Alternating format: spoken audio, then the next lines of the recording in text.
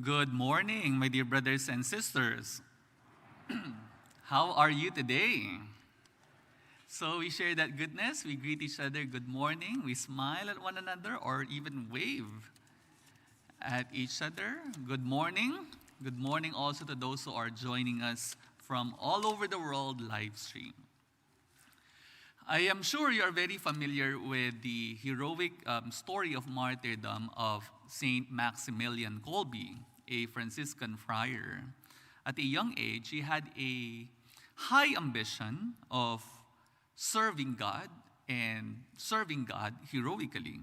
So he studied, he joined protest, he even went to Japan to serve as a missionary. He published articles about the faith. But his ambition to serve God heroically kind of took on at the very end of his life. On February 17, 1941, he was arrested by the Gestapo for hiding Jewish people. After a brief internment in a notorious Polish prison, he was sent to Auschwitz concentration camp and branded prisoner number 16670. In July 1941, 3 prisoners appeared to have escaped from the camp. As a result, the deputy commander of the concentration camp ordered 10 men to be chosen to be starved to death in an underground bunker. When one of the selected men heard that he was selected, he cried out, "My wife, my children." So at this point, Kolbe volunteered to take his place. The Nazi commander replied, "What does this Polish pig want?" Father Kolbe pointed with his hand to the condemned man and said, "I am a Catholic priest from Poland. I would like to take his place because he has wife and children." Rather surprised, the commander accepted Kolbe in place of that man. After 2 weeks, nearly all the prisoners except Kolbe had died due to dehydration and starvation. And because the guards wanted the cells to be emptied, the remaining prisoners and Kolbe were executed with a lethal injection. The deed and courage of Maximilian Kolbe spread around the Auschwitz prisoners, offering a rare glimpse of light and human dignity in the face of human cruelty. After the war, Kolbe's reputation grew and he became symbolic of courageous dignity.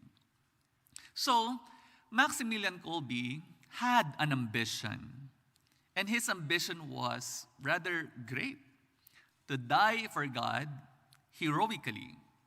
Yet, hearing that story and knowing that he had an ambition, no one finds that to be scandalous. And yet, when we read today's gospel and hearing James and John having an ambition to sit on Jesus' right and left, that elicits a different kind of reaction, a negative reaction, in fact. What is the difference? Well, the difference lies on their motivation and on the object of their ambition. James and John ask, "Jesus, grant that in your glory we may sit one at your right, the other at your left." It was a standard expectation that when the Messiah comes, he would reign like David and Solomon, that he will quash all his enemies, he will trump all those enemies, and he will rule like a political king.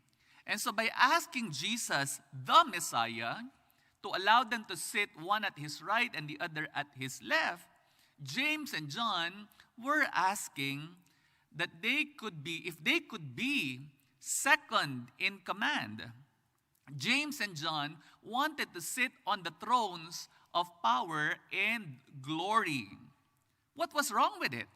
When ambition is in itself not a bad thing. Ambition, in fact, drives us to success. Ambition drives us to reach higher and greater things in life. Even Maximilian Kolbe had an ambition of dying heroically for Christ. But the problem with James and John was that they were asking for glory and power in a wrong way and in a wrong spirit. They were motivated not by the desire to serve others, but rather motivated by their selfish, self-serving desire to exalt themselves. And when ambition for glory and power is for the purpose of exalting oneself and not to serve others and God, that becomes dangerous. Ambition becomes dangerous. So Jesus corrects James and John, and in effect the rest of the disciples by saying, whoever wishes to be great among you will be your servant and will be the slave of all. Jesus reminds them that, yes, it's okay to have an ambition in life, but not for the ego, not for the self, but always keeping in mind service. Always keeping in mind service for others and for God. An honorable ambition should always be underlined by a sense of service. Friends, that is the Christian proposal. Whatever your ambition is, no matter how high and mighty that ambition is, let it be ingrained with a sense of service. And this is an appeal to parents who are here. Teach your children not only to have an ambition for the sake of themselves, to enrich themselves. No. Teach your children to underline their ambition with a sense of service. Aspiring not only for themselves, but for the purpose of serving others and ultimately serving God.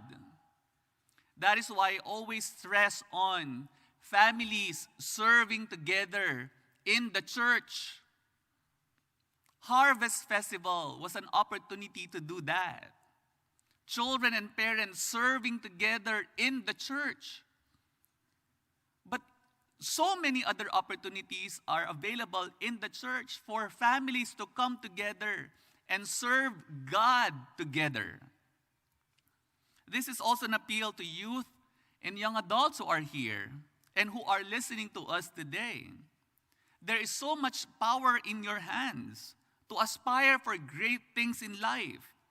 It is in fact good to desire greater things in life. To be great, to be famous, to be powerful, to receive honor from society. But use your power well. Use it not only for your own good, but use it to serve others and ultimately God. When you aspire for great things, always think of how you can serve others and ultimately serve God. I am sure many of you are familiar with the tale of the three trees. Three trees were talking in the forest one day about their dreams for the future. The first tree said it would like to be made into a cradle so that it might go on living as a support for the fragile life of a tiny new baby.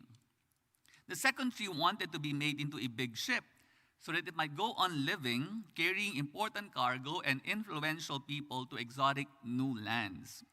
The third tree longed to stay right where it was, existing only as a tree, but growing ever taller and pointing ever higher to remind everyone that there is God in heaven who loves them.